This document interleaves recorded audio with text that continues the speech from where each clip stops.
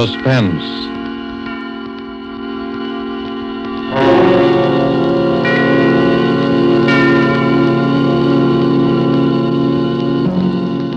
This is the Man in Black, here again to introduce Columbia's program, Suspense.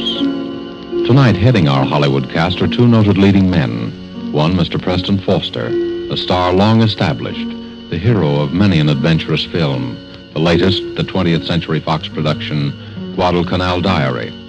The other, Mr. Dane Clark, a newcomer to the screen, whose auspicious debut in Action in the North Atlantic has made him warmly welcome in these parts. Mr. Clark appears tonight as a young man who awoke one morning to find himself in a very serious jam. And Mr. Foster is the San Francisco homicide detective who is willing to help his friend, up to a point. The play called The Singing Walls by Robert L. Richards, adapted from a story by Cornell Woolrich, is tonight's tale of suspense. If you've been with us before, you will know that suspense is compounded of mystery and suspicion and dangerous adventure. In this series are tales calculated to intrigue you, to stir your nerves, to offer you a precarious situation, and then withhold the solution until the last possible moment. And so it is with the performances of Preston Foster as Detective Denny Sullivan and Dane Clark as young Tom Cochran. We again hope to keep you in suspense.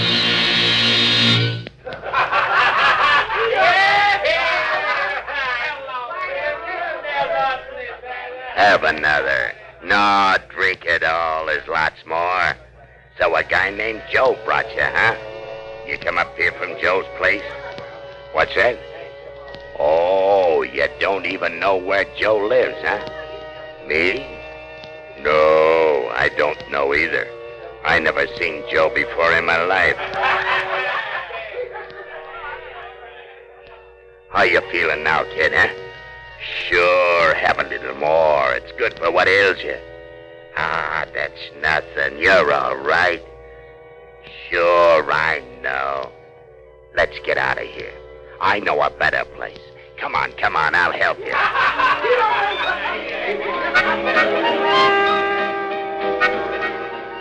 No, that's not a window.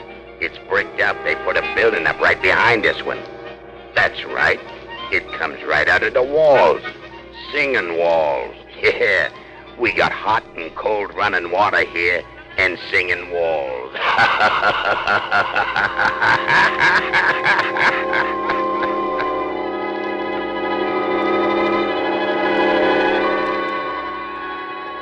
Have another.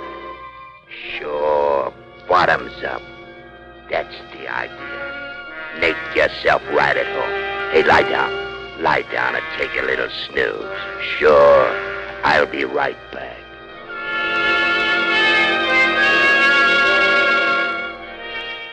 What's the matter? Have a little trouble in here while I was gone? What's blood? Sure, blood. All over your shirt. Oh, him? Oh, he's all right. Just put him in the closet. Lock the door.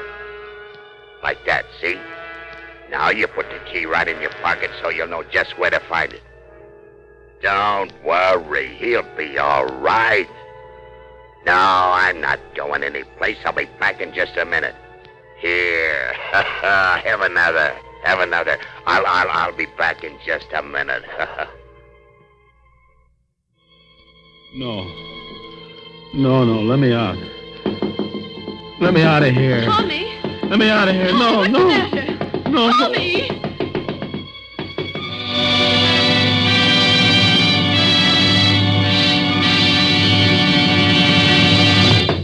Tom! Tommy! Tommy, wake up! What? What is it?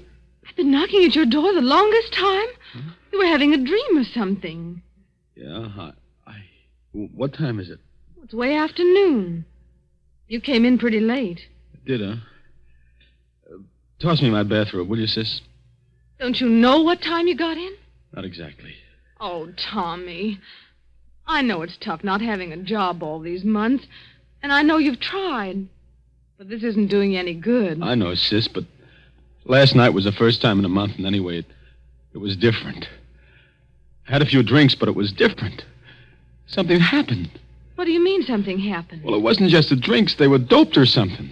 Oh, Tommy. No, look, sis, it's not just an alibi. I don't remember where I was or anything, only that just now I seem to be dreaming about it. About what? About last night. I could hear you banging on the door all the time I was dreaming. And then it seemed as though I wasn't dreaming at all, that I was remembering a lot of things. What sort of thing? Well, it was all mixed up. There was a guy with a kind of a frog voice that kept giving me drinks. And I was sort of floating. Then there was a place that music came out of the walls. There was something about blood on my shirt. The key to a closet. Why, Tommy, you're shaking like a leaf. Yeah. It was a pretty scary dream. If it was a dream. What you need is some good hot coffee. Now hurry up and get dressed and come on downstairs. Here, I'll get you out a clean shirt. Yeah, I'd better wear the old one. I've only worn it once. Oh, but it's all messy. Yeah, it does look kind of... Mildred. What? My shirt, give it to me. Now what's the matter? Look, Mildred, that's blood. Well, I guess it is. I know it is, just like it was in the dream. Oh, Tommy, don't be so silly. You must have hurt yourself somewhere. But I didn't. Look, there isn't a scratch on me. Well, then you got in a fight. Maybe.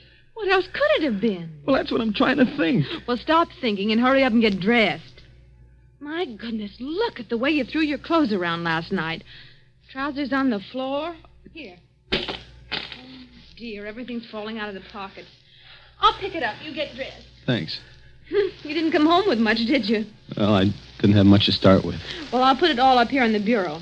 25 cents in change and your keys. Now, hurry. What'd you say? I said hurry. No. Before that, what'd you say? I said I put your change and your keys up in the bureau. Keys? Yes. Mildred, I only have one key. Well, there are two there now. I know. Let me see them. Here. One's the key to the front door. Yeah, but the other one. Doesn't belong to any door in this house. It's the key to the closet. What closet? Last night it wasn't a dream. Tommy, what are you talking about? Mildred, you better call Denny right away. But he's on duty. I know, but get him over here right away. Tommy, what is it? Last night, I think I killed a man.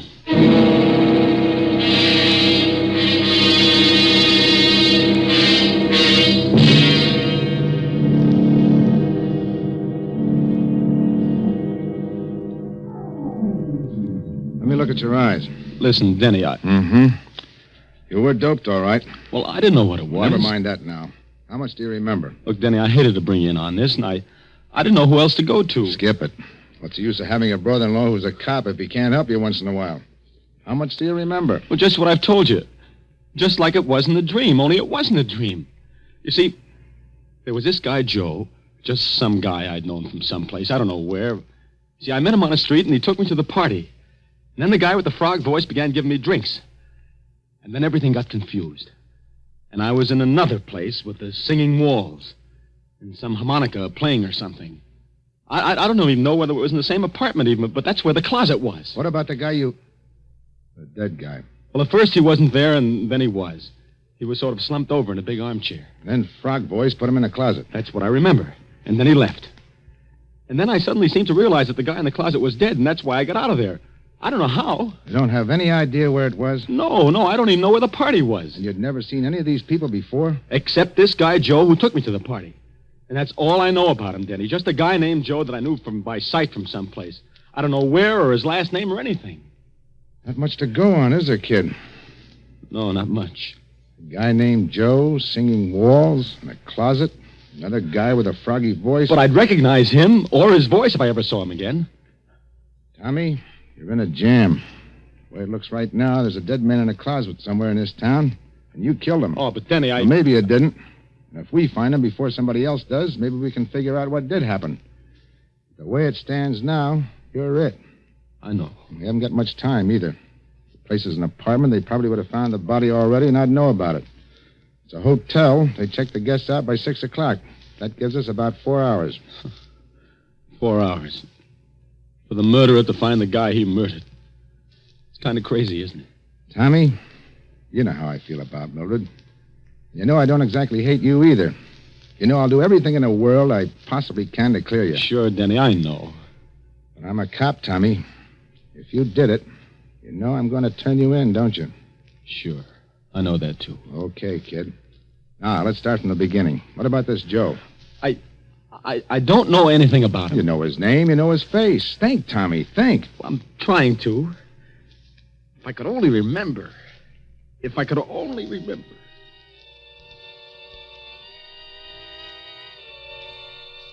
So a guy named Joe brought you, huh? You come up here from Joe's place? What's that?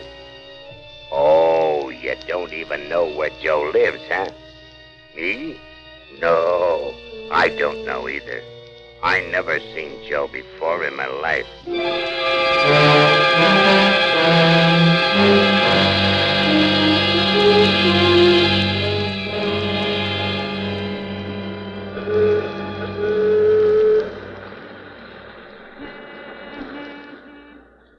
You still don't get it, Tommy? No, I don't. You told me where Joe is. I have? Sure, you see the sign over that saloon? Yeah, it's Joe's place. But how do you know that? Tommy, you were playing with bad boys last night. And this is where bad boys hang out, among other places. It's got a name. It's run by a guy named Joe. He minds his own business, as far as we know, but his customers don't. So? It all clicked when I remembered you said the guy with the frog voice asked you if you came up there from Joe's place. He didn't mean where Joe lived or anything. He meant this place. He thought maybe you were one of the boys. Yeah, but how did I ever meet this Joe? I've never been here in my life. He runs another joint, a respectable saloon. It's a sort of cover, about 3 blocks from our house, the Town Tavern. Hey, that's right. Remember? Now, Joe may or may not be in on this. Frog Voice made a big play to you that he didn't know Joe. He'd never seen him before in his life. His customers always cover him. It's better for them that way. But if my hunch is right, Joe is going to be plenty surprised when he sees you walk in there. Me? Walking there? Ah, don't worry. Just walk in and sit down at the bar. If you're not out in a couple of minutes, I'll know you recognize the guy and we're on the right track. I'll come in as though I didn't see you and go into the phone booth. And then what? Then we'll see. Okay, kid? Okay. Oh, one thing. Yeah? If he offers you a drink on the house, take it. Sure. Well, here goes.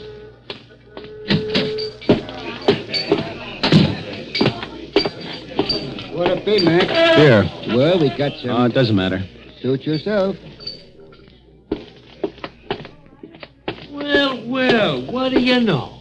Tell me. Hiya, Joe. Hey, what are you doing down in this part of town, kid? Oh, I had to come down to see a guy. I didn't know you had this place. Oh, just a little sideline. It's where I first started, you know. Sure, I know. One beer, that'll be 10 cents. Hey, no, none of that. You gotta have one on me, kid. A real drink. What'll you have? Well, Scotch? Okay. Scotch for the gentleman, Larry. The very best. You understand? Oh, yeah, sure. I'll take rye. Hey, Tommy. There was some party last night, huh? Yeah. Hey, where'd you disappear to? I was looking all over for you. You know, that's a funny thing. I don't even remember. I get it. Well, a guy has to cut loose once in a while, huh? Yeah. One Scotch, the very best. And one rye. Well, here's to you. Wait a minute. Hey, who are you? This is my brother-in-law. Denny, this is Joe. Say, you must have got those drinks mixed up. You never drink scotch, Tommy. You only drink rye. Yeah, that's right. Yeah, you take the rye and give Joe the scotch, and I'll take your beer. I don't like scotch. I never touch it. Okay, I'll take it. Thanks. By the way, Joe, you haven't got a little bottle I could pour this into, have you? Say, who do you think you're kidding, bud? I'm from headquarters. There's my badge. Oh, now, wait a minute. I didn't know that you... I suppose you don't know what I'd find in this drink if I took it down to be analyzed either. Hey, now, look, I don't want any trouble. I never had any. They can tell you down at headquarters. Of course, it's a matter of dough. You can't buy your way out of this one, chum. I want talk, and I want it quick. What kind of talk? Where'd you take Tommy last night? It was just a little party, a private party. Went Yeah, out there. and they slip things in people's drinks there, too. Now, I don't know anything about that. Now, honest, I hardly know the people. Who's the guy with the frog voice? Voice? I don't know any guy with a frog voice. Now, look, I told you I don't want any trouble. They can tell you that down at headquarters. Listen, there's a narcotics rap in this for somebody, and it could be you. Where was the party? Courtney Square West, number 75. Some people named Sorrell. Come on, Tommy. You're coming too, Joe, just in case.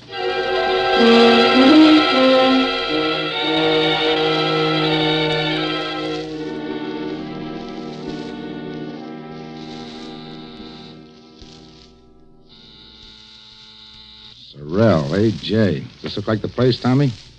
Well, it looks like it. Could be. Everything has been so confused since last night, Well, this is it. It better be. Mrs. Sorrel? Yes? I'm from police headquarters. Oh? Mind if we come in and look around? Why, no. Come on, Tommy. You too, Joe. By the way, you two know each other? Oh, his face familiar. I think he's been here on a couple of parties. We kind of get crazy parties. All kinds of people wander in and out. Is that what the trouble is? It might be. You know anyone with a froggy voice? No, not that I can remember. Okay, let's look at the apartment. Well, this is the hall, of course. And here's the living room. Joe, you stay here in the hall. And you better be here when I get back. I'll be here. So this is the living room. Uh-huh. This is the bedroom. Looks kind of messy now. See anything? No. And over here's the kitchenette. I see. And that's about all there is to it. What's that room there? Oh, that's just a sort of storeroom. Well, I think we better look at it, though. Come on. Well, all right. There, see? There's nothing much in it. An old armchair and a bed. We use it as a guest room sometimes. Denny, that closet. Oh, there's nothing in there. Just a lot of old odds and ends. Open it. Well, it's locked. All right, unlock it. I'm not sure where the key is. And, lady, you better find it. Well, I'll try. Be right back. Is this it, Tommy? Well, there was a closet like that. And a window just over there where that one is. And the armchair and the bed. Don't you remember? I can't, Denny. Let me have that key. Wait a minute. Here she comes. I think this is it. Try it. It sort of sticks sometimes. I'll help you. Now, there it comes. See? Just a lot of old junk. Uh-huh. Oh, come on, Denny. You sure? Sure, I'm sure. Come on. Well, I guess that's all, Mrs. Sorrel. Thanks for showing us around. That's all right. Hello, Joe. Still here, huh? You don't mind if I stay here and visit a while, do you? No, I guess not. Well, goodbye. Bye. Thanks again. Well, goodbye and good luck, copper. I'm sorry, Denny. That was a try. Well, what do we do now? I don't know, Tommy. I don't know. Think, Tommy. Think. We found Joe. Now, what about those singing walls?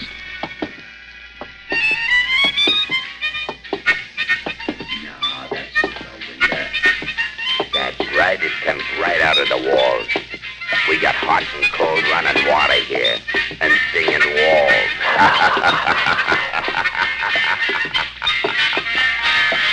Denny. Yeah? Listen. What? That's it. The singing walls. The music I heard last night. You sure? Sure. I remember the piece, the harmonica and everything. It's coming from right around here someplace. Denny, it's coming from their apartment, the one we just left, Sorrel's. Well, come on. This must be the place, Tommy. The closet, now the music. They must have been pulling a fast one on us. Well, All right, quit stalling. Come on, Tommy. darling? You heard me. You two brushed us off pretty slick, didn't you? Hey, now listen, I told you I don't know anything about this, but if you... Where's the music coming from? Well, from the radio. The radio? Yes, I turned it on in the kitchen just now when I started to fix dinner. It's a little portable. And here, see? Okay. I don't get it. What did you mean by... Skip it. Well, Tommy, here we go again. I don't care. That was the music I heard. And that's the same number, and it sounds like the same band. Hey, wait a minute. Now what? Where's your phone? On the desk. Tommy, look and see what station that's coming over. All right.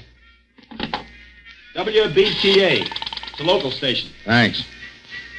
Hello? Operator? Get me station WBTA. A radio station. I don't know what the number is. Just get it. This is a police call. Thanks. May be wrong, Tommy, but I got a hunch. Hello? WBTA? What's that band you've got on now? I don't care if it's an electrical transcription or a Mickey Mouse cartoon. What's the guy's name? What? Turn off that radio. Now, what was that guy's name? Yeah. Mm-hmm. Well, where can we get a hold of this guy? Where does he hang out? I see. 5 nights a week, huh? That include tonight? Thanks. He's a small-time band leader, Tom. Harmonica Hal on his harmoniers, he calls himself, and he plays at a place called the Silver Slipper out in the concourse. Come on. Coming. You better get on that phone, Joe. You dumb, you would have to turn on that radio.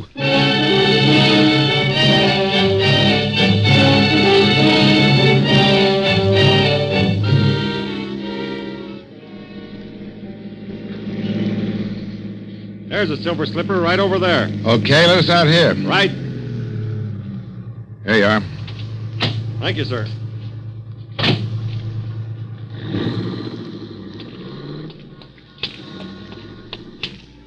Familiar to you around here, Tommy? No.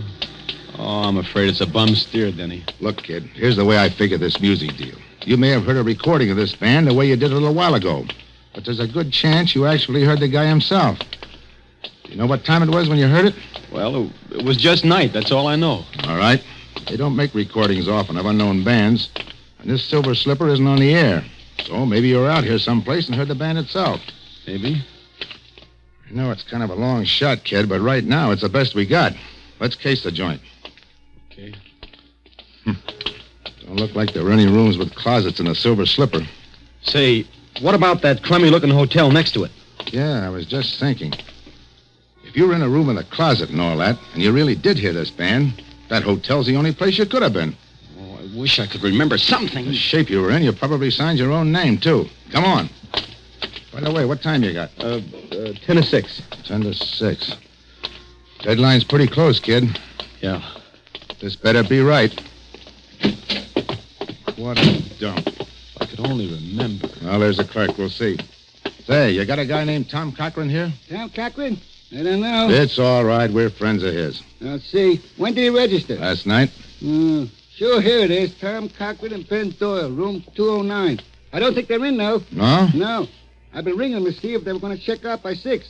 I was just going to send somebody up. Well, they were out at a big party last night. Probably haven't pulled themselves together yet. As a matter of fact, that's why we came to see him. Should I ring again? No, we'll sort of surprise them. Okay, right up those stairs. But they got to be out by 6 or pay for another night. We'll take care of that. Let's go, Tom.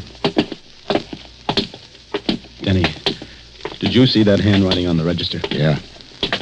It was mine, all right. This is it, Tommy. One way or another. Yeah. Here's 209. Don't put your hand on that doorknob. Oh, fingerprints. Use your handkerchief. It's locked. I got some keys. It's an easy lock. Here we go, kid. Denny, this is it. Close that door. Yeah. There's a closet. Give me the key. Here, you better hold my gun on that door just in case. All right. Denny, look out!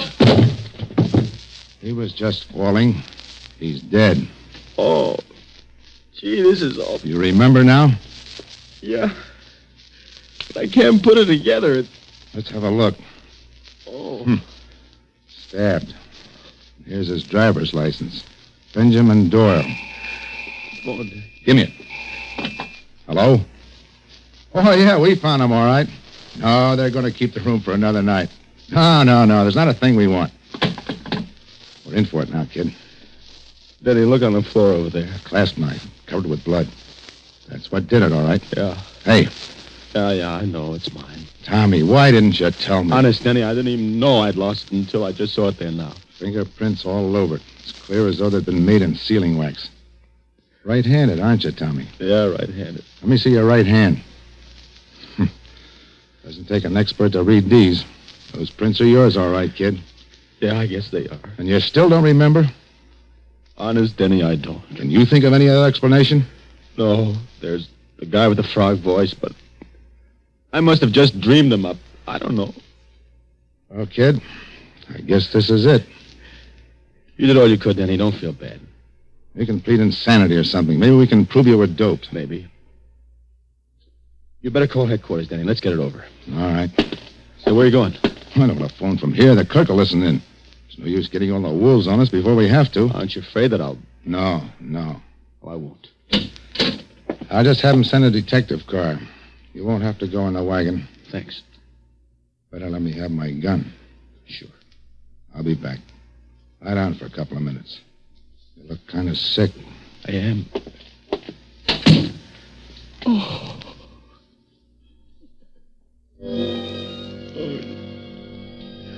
That's the idea. Take a little snooze. I won't be gone long. Get a little sleep. Do you good. I'll be right back. Have a little trouble in here? Blood. Sure, blood. All over your shirt. Oh, he's all right. Put him in the closet. Lock the door. Key right in your pocket. I'm not going anyplace. Back in just a minute. Sure, I'll be right back. Be right back.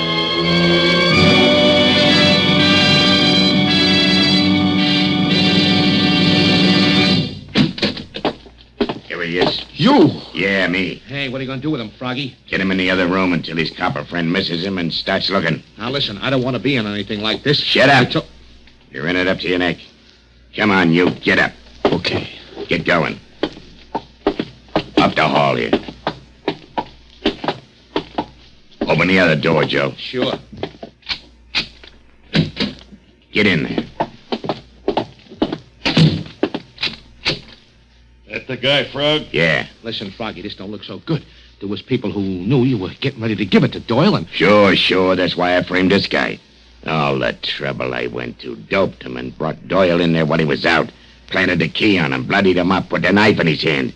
I still don't see how he ever came to in time. Yeah, but he did. So what? We frame him again. Music? You like music, don't you? You're pretty sweet about music, ain't you? Well, for your information, that's harmonica hell rehearsing for the night. And in this room, it comes through the window. On account of there is a window. But in the other room, it comes through the walls. On account of there ain't no window. Catch on? Better close the window, Joe. No, wait a minute. Yeah, I do like music. You mind if a guy in a spot like I am hears a little music? What about it, Froggy? Sure. Leave it up and let's have music while we work. It'll cover up the noise if he makes any fuss. So what's a new angle? Knock him off. Dump him in the park. Dead by his own hand. Remorse. We leave the gun beside him and plant some of Doyle's stuff on him. Yeah, I got it. All right, get going. Tie him up. Right. Yeah. Put a handkerchief in his mouth. Yeah. Put a cord around him. He's drunk, see? And we're taking care of him. Okay. Where's the car? Round the back. Nobody will see us going out that way. Come on, over there. All right. You ready? Just a minute. All right, take a look. Okay. All right. Take a look out the door. Okay. All clear? Yeah. Let's go.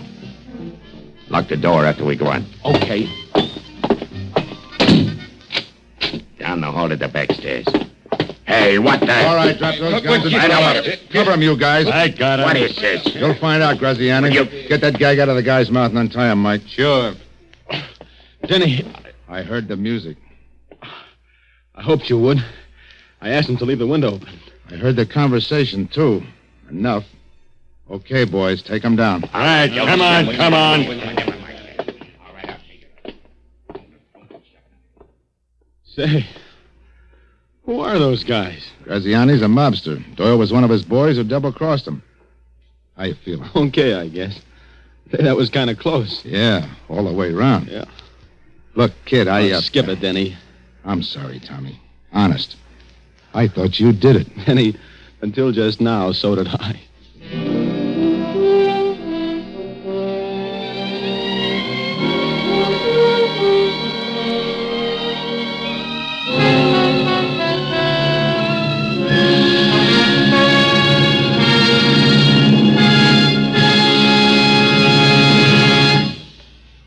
And so closes The Singing Walls, starring Preston Foster with Dane Clark.